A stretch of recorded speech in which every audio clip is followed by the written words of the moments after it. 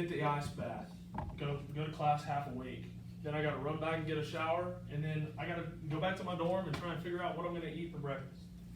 That's the life of almost every student athlete in America. With the release of NIL this past summer, the lives of all student athletes changed.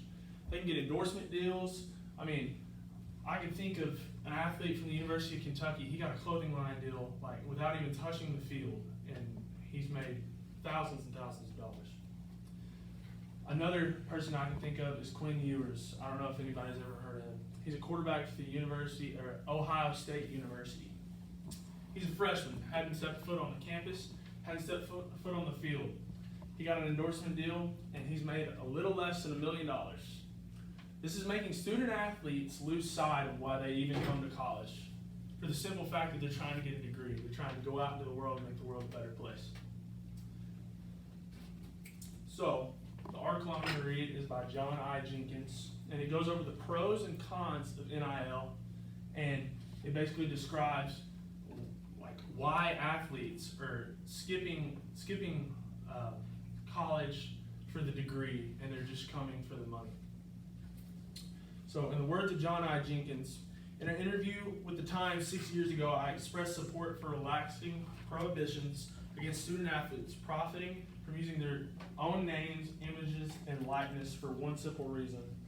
Other students are allowed to do so. For example, a student writing a popular fashion blog may earn money by endorsing the product, or another in a rock band may earn money off of having their picture on a poster with her image on it. We should allow our student athletes similar opportunities. Certainly there is potential for abuse here.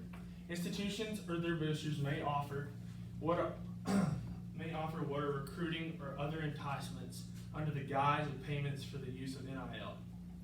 We must fashion regulations to prevent such abuses, while still allowing student athletes to earn fair market value for the use of their name, image, and likeness.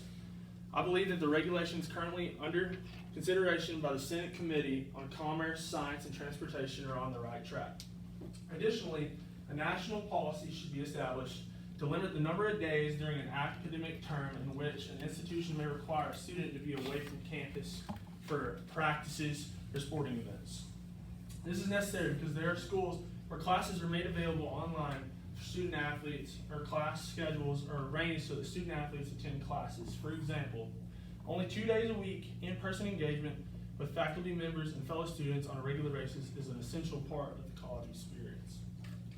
Competition schedules and off-campus practice trips that make students miss much of the academic term cheat those young people of a genuine college experience.